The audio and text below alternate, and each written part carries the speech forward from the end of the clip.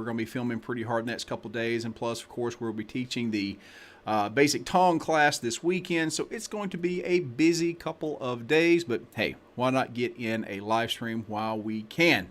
Let me break this bad boy out so I can see everybody in chat. Let's knock this bad boy out. Ba-bam, there we go. Yep, and crack it open. Who all we got in here today? Anthony McCleskey, all the way from Texas. M&M Sharpening Services, a common person here. Kenny Woods from North Yorkshire in the UK. That's right, it's just about tea time over there. Wiley, Dane Wright, John Portwood, and Ticonderoga #2. It is lunchtime. It is in fact lunchtime. I need to get some lunch at some point.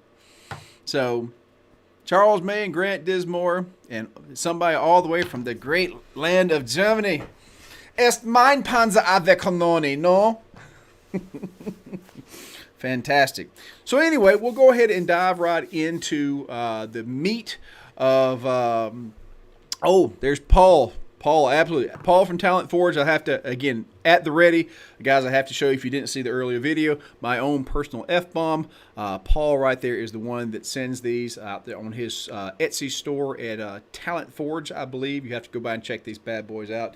Again, Paul, you guys did a great job on the packaging. I actually, hang on, what did I do with it? I actually saved the damn packaging. So guys, and you can take example for this guy right here. This is a cool item in itself, but remember, presentation is everything. This is the little box that it comes in, which is pretty awesome there. And this is product done right.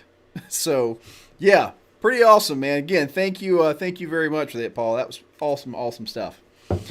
But the meat of the topic today is going to be grinders. Shake hands with danger, because grinders are a big topic, and again, it's gotten to be one of those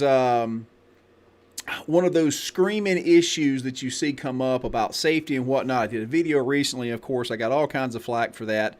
But it's the angle grinder, and again, the point that I was making in my video is that it is absolutely right and proper to follow all safety regulations, you know, grinders and guards and handles and all that kind of good stuff.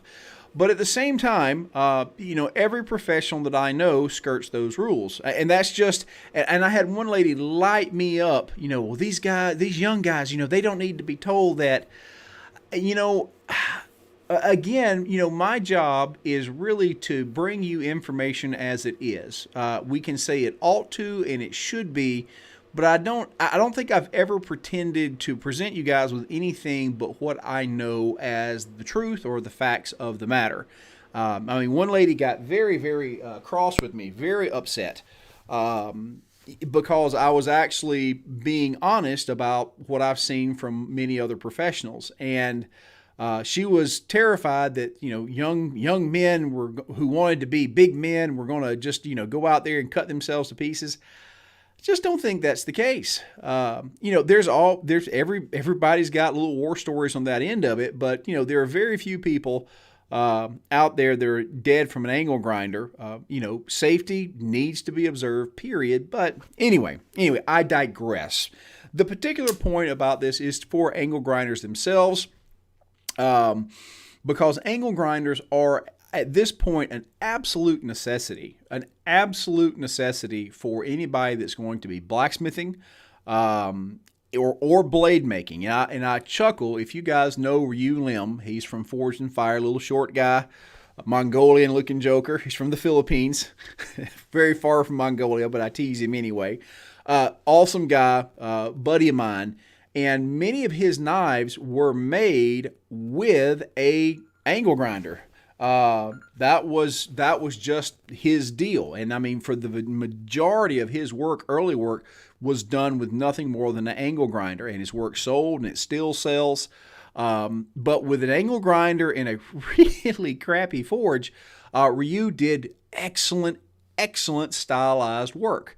So if you're going to be getting into blacksmithing or knife making, you've got to have a grinder. These are going to be typically 4.5-inch angle grinders that are out there. There's several different flavors that are out there. like I said, you'll be able to pick up, there's Milwaukee's. I mean, everybody that's got anything has got a grinder. They're just a super common tool. In fact, they are as necessary, if not more necessary, than a hammer in today's terms. Now, there is a bigger version. There's a 7 or 8 inch, which very few of us ever need, and those things will get you. But for most of you, you're going to be spending between 60 and 90 bucks on a good quality angle grinder. And they're going to come with basically 3 wheels that you're going to need to know about. Now, there'll be a shop tip video coming out here very shortly on the channel that goes over those pretty quick. Good gracious, my phone is going absolutely nuts.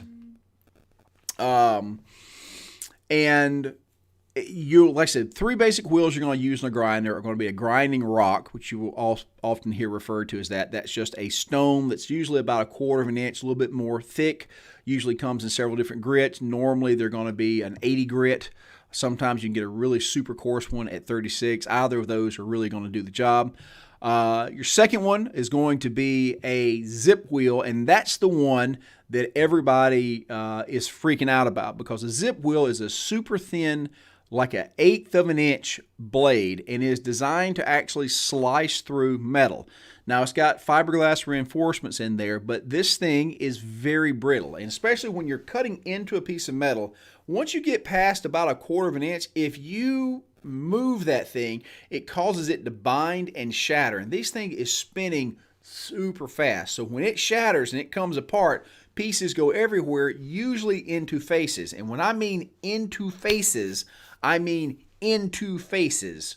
If you're ever using a zip wheel and you don't have both your goggles and a face shield on, you are shaking hands with danger. It is definitely a dangerous thing on that end of it. The third wheel that you're going to end up using is going to be a flat disc, and this is basically a wheel that has sandpaper glued to it. It's not a very aggressive piece, even if you get a high grit, but it is fantastic for polishing up surfaces, cleaning off the final bit of rust, and giving things a really nice shine. Now, again, later, it's not so much a wheel, but there is a wire brush involved, and that's just damn terrifying. But the grinder is going to allow you to do a lot of things in the shop that used to have been done by either a brush or a file. A file, and this is one thing that's not pointed out a whole lot back in the day. Files were a crucial part of blacksmithing back in the day. Any cleanup work was done with a file, a very coarse file, a lot of the times made in the shop. And I don't think this is pointed out enough.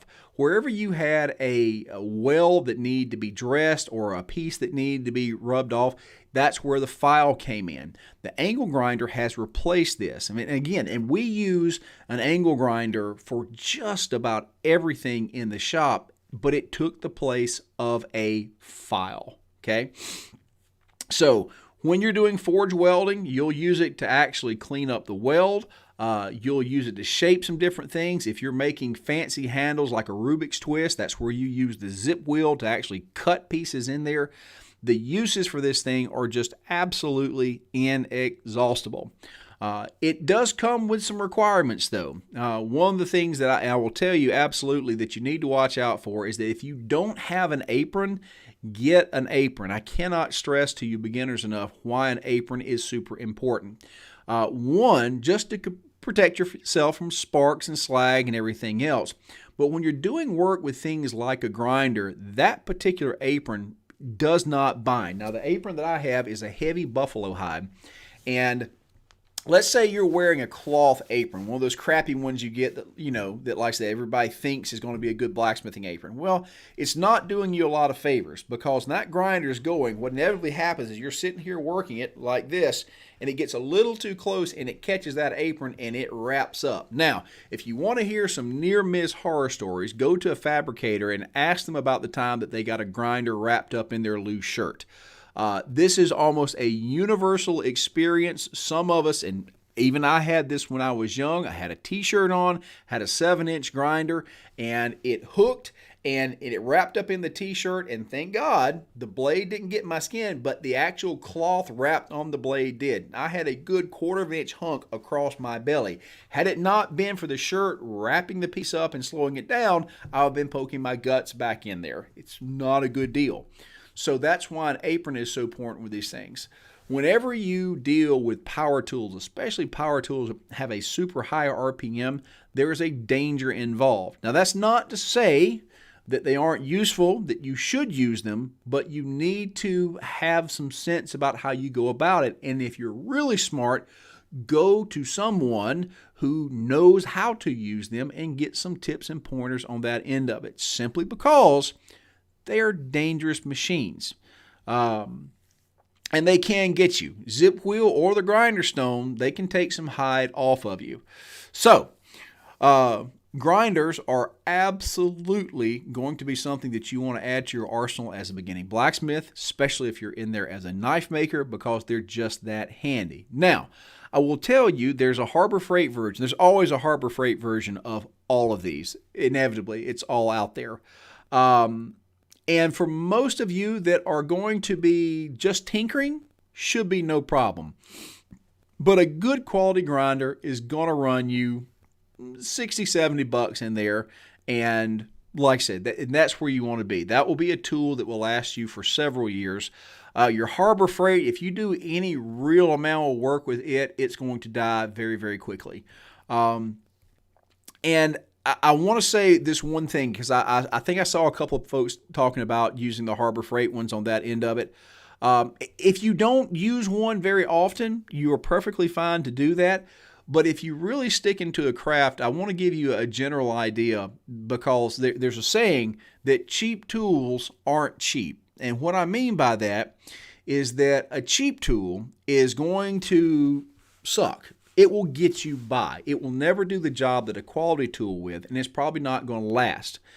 And actually, I think that the greatest, where I live in South Georgia, it's a lot of hunting plantations. Like I said, I grew up on one, and there's an excellent analogy when it comes to boots. Footwear is super important when you're out hunting, between rain and everything, especially when it's rainy and muddy, because footwear keeps your feet dry. And if you have wet feet and it's November and you're out quail hunting for 7-8 hours, misery is not the term.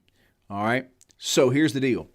The guys that had a little bit of money would spend $400 or $500 on a really nice pair of snake boots that were waterproof, they were comfortable, and this pair of boots would last them 8-9 years. You could even have them resold. Okay. And that means that when they were out there, they were comfortable. That means they were doing their job. They weren't worried about being miserable.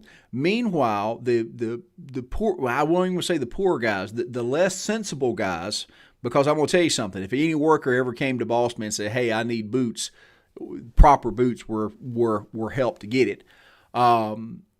They would buy crappy off-the-shelf $80 boots instead of the $500, and they would not last an entire season. And it was a situation of about 3 weeks into really good work, the boots would start leaking. And so now you have an employee that is miserable, not paying attention to their job, and generally has a bad attitude because they have extremely wet and cold feet. And I certainly understand that. But at one point, it was actually demanded that everybody have good boots, that there was like a minimum level of boot you could have, simply because of the problems buying cheap caused. And I have found that this is the same issue in a shop. When I've had folks come and work with me in a shop, there's a bottom limit to the equipment that I let them use. Now, again, I have my equipment, but I worked with a guy that had some substandard stuff, and he spent more time finagling with crappy equipment than he did working. And so, it was, I couldn't have him in the shop. It was ridiculous. And he was like, "Oh no, it works great," while he's beating the hell out of it trying to make it work, or it would bind up. And you're really going to find this with actually the quality of grinding rocks and things of this nature. You can go to Harbor Freight and buy a stack of grinding rocks for little or nothing, but man, they eat up like they're made out of Cheetos. And so you spend you spend far more time changing wheels than you actually do grinding because the stones are so cheap. So, guys, there are times to save money. There are times to be frugal. But when it comes to equipment, again, and you can see the comments here, and a lot of these people that are commenting know what they're talking about. These are people that work in trades. Good tools are the heart of the work. Don't cheap out unless you absolutely have to. Absolutely. All right.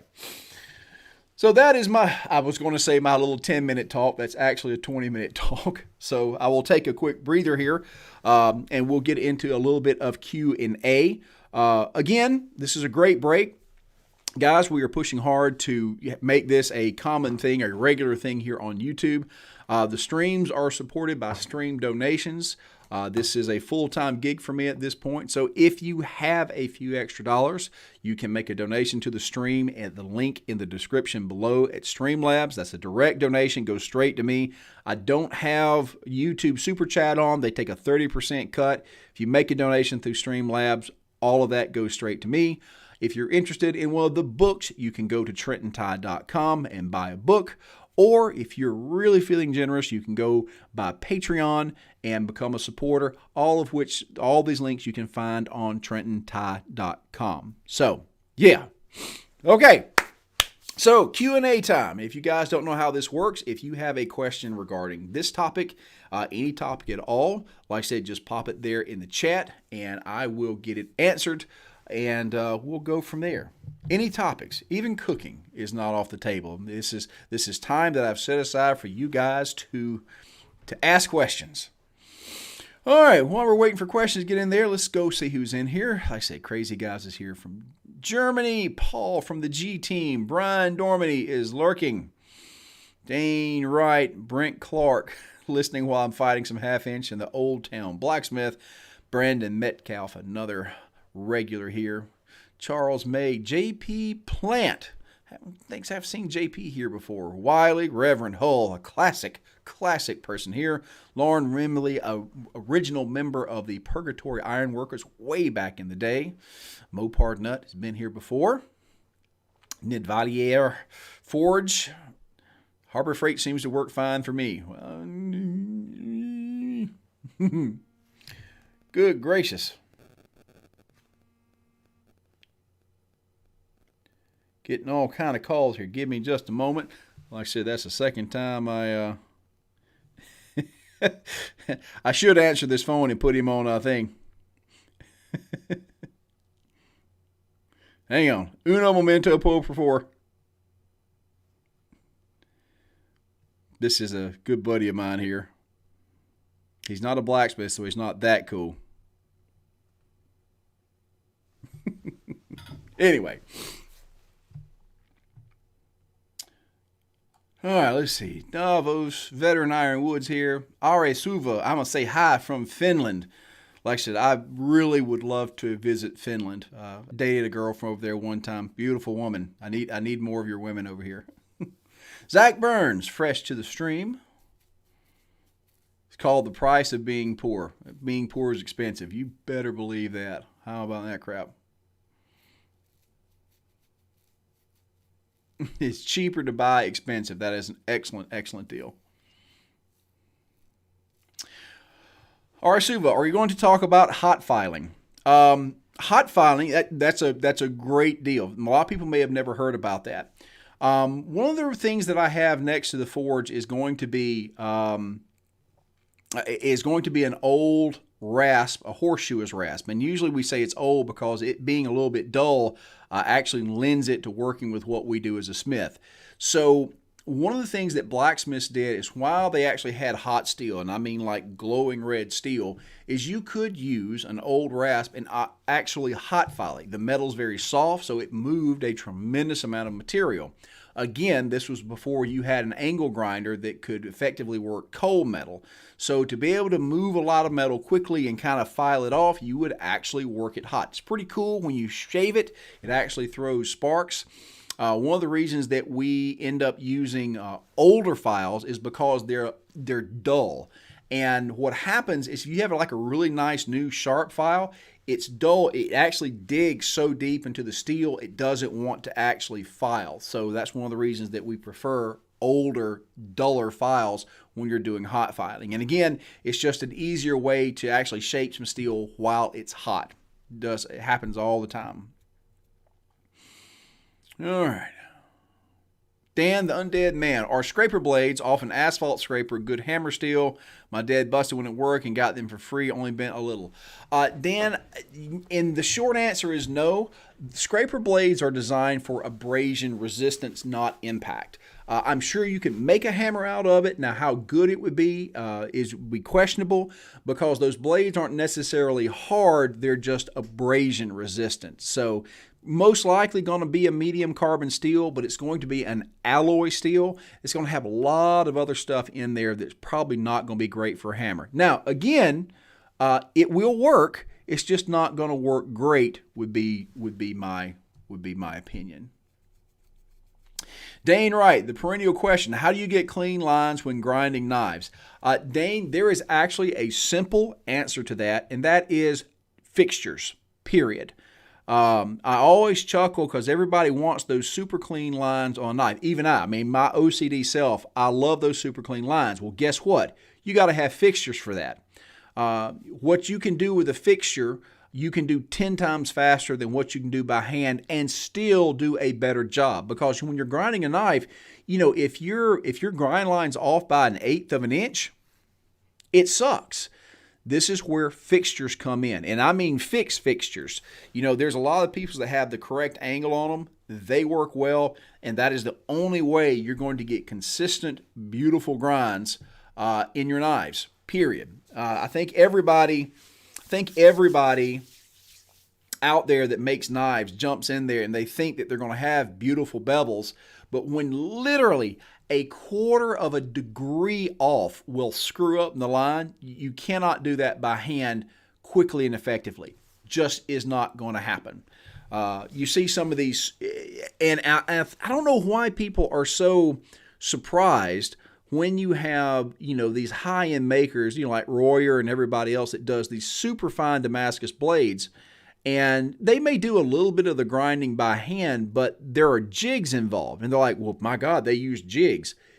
Yes, because you've got an $800 billet of metal there and you don't want to screw it up and you want it to be flawless. And the only way that you make it flawless is with the proper tooling and jigs, period. It's an excellent question, though. Brent Clark, what's your go-to for wire wheels? I've been buying cheap ones and they go fast. Brent, you really want to buy anything that's a wire wheel base from an industrial supply, Jones Welding down here, Granger, or things of this nature. That's the wire wheels next to the zip wheel. I don't even know. I think I would put wire wheels actually worse than a zip wheel because there's only been a few times I've had a zip wheel explode and throw stuff. A wire wheel throws ninja spikes every time that you use it. So go to a reputable welding supply store, and even then, they usually have junk. I would buy from Granger or McMaster Carr. Gonna be expensive, but they are good tools. Horny George Forge, have you considered doing a video on launching an anvil? I have. I have. It's just, you know, with the recent get everything set up, there is a tremendous amount involved in doing one of these videos, and just the, you know, by myself, just getting the content that I'm out right now that's in some sort of reasonable, hey, I can go cut on the cameras and film is a big deal. When you get out there in the yard and things like that, it gets to be a little bit more difficult. So I've considered it, and hopefully when I get a little bit of help down here, we can do something different. But for right now, this is where, like I said, we're kind of at the limit of what we can do video-wise until we get a little bit more manpower. Okay. Mr. David, thoughts on pricing increases lately? Just got a quote for a shop to check on local pricing, $26K, not counting level grounding. Was a lot less in August. So yeah, the prices of everything are going up, including steel. So I've got some hammers that are waiting to be done, and I had to actually go buy some stock steel. According to my steel supply places, they are literally getting price increases 3 times a week, which is insanity. So as the country is hopefully about to start emerging back for COVID, demand is going through the roof. And you guys are going to end up paying a lot more for what you used to be able to get for pretty cheap. Plexiglass was a lesson that I learned the other day. I had a window here in the back that I was replacing as we're getting the house ready for students, hopefully at the end of May. And I said, well, I'll just get a piece of plexiglass and pop in there, and that'll be a good deal, right? Holy crap. So one piece of plexiglass was over $200. And I'm like, this is stupid. I mean, I used to buy it. This was $40. Well, COVID. Every place in the world is putting up plexiglass shields. So prices have just gone through the damn roof. It's going to happen. Gonna happen. Dane Wright, you also mentioned making files in the shop. I'd love to see a video on that. That is something that is absolutely on my radar. There's a bit of a trick to it, and of course, I've got to perfect it before I film it, so I'm working on it. Given the time of day here in the U.S., are we all playing hooky from the day job? Actually, no. I think Alabama and that time zone, it is actually their lunch break, so there's 1 out of 4. Can't think of any questions right now, but I guarantee I'll think of 5 as soon as the stream ends. I feel that same way about figuring out video topics. R.A. Suval, what is a good steel for a hammer? A classic go-to, and R.A., the steel designations here are a little different from over there. I'm not sure what the numerology is, but there is a conversion chart. Over here, you want a medium carbon steel. A plain carbon steel known as 1045 is usually a go-to, and also something known as 4140, which the vast majority of forklift tines are made out of, is a great way to go for hammers. Zach Burns, how would you go about stretching metal to about 1.5 inch socket on a spear? I'm on my 3rd attempt, only get 3/8 to a half socket. Okay, so Zach, what the problem is that you don't stretch those sockets. You actually end up, you actually want to actually fan the socket out and roll the socket. Now, if you're talking about having enough material to actually spread to get enough to roll it, well, that's where you have to start with a larger initial stock size. To get a good socket on a spear, you're going to need quite a bit of material. So if you're not getting enough material to actually stretch into the fan that you're going to roll into the socket, you simply got to go up with a larger initial stock size.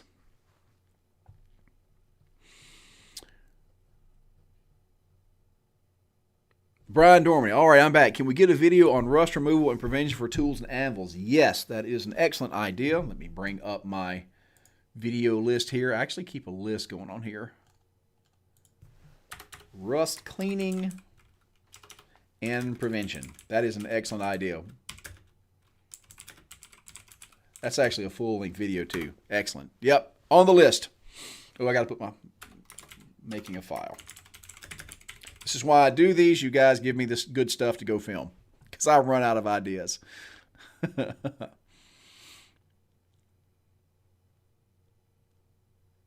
Fantastic. Dan, can you do a video on the Ameribraid grinder and the attachments? I know the guys over at Ameribraid would love me to do a video on that end of it.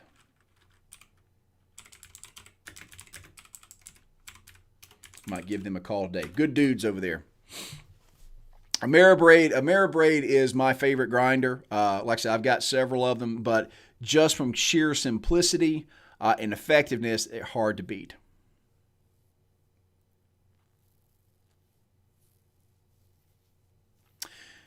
Gliding Edge, have you ever made a stump anvil? I have. I've never really tried to do an anvil. I've always been able to make anvil-shaped objects. And, a lot of the stuff in the shop, there's very little that I ever did in the shop that was just for fun. When it came to tooling, I made tooling that was effective and did the job.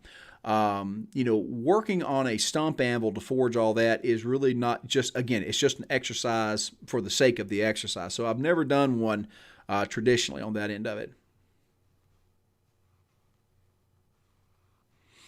All right, let's see. All right, got a 4-inch leg vise, needs a spring for it. Ideas. Steve, a great thing to do if you can find a spring that is from a boat trailer. They're only about 1.5 inches wide. They're shorter ones, or they're thinner ones. You can reforge that into a spring, and that's the best way to go.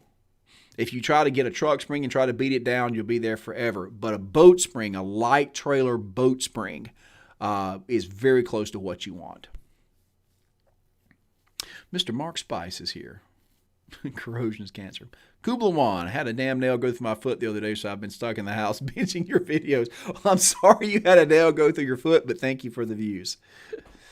All right, Suva, what kind of vise would you recommend for starting Smith? All right, at the end of the day, the old Blacksmith's leg vise is really the way to go. It was made to be beaten on. The more modern machinist vices that mount on the table, a lot of they're cast and they're inclined to break. So I would tell you, if you can find one of the old post vise, and again, I mean they're everywhere over here in the new country. I don't know what it's like over in Finland, but I would tell you the leg vise is really what you want.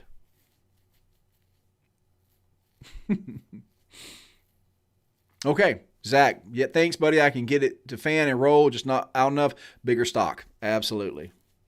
A farrier never has enough shoes.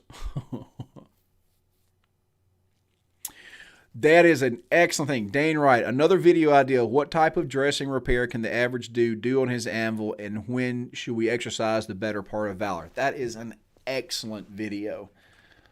When to repair an anvil and when to leave it alone. Excellent idea. Zach Burns, what are garage door springs good for? Not a damn thing. Yeah, like I said, I see a lot of people trying to come up and shoehorn. The steel's just not big enough. I've seen people try to forge weld it, make a bigger billet. It's just a terrible idea. They're not big enough to make punches out of. There are a lot better options out there. And let me tell you something: if you get one that isn't broken and you're trying to actually get it off there, those things are like clock springs, and there's been many people that have had the snot slapped out of them and injured fairly seriously by trying to cut loose one of those springs. So yeah, as a general rule, stay the hell away from those things.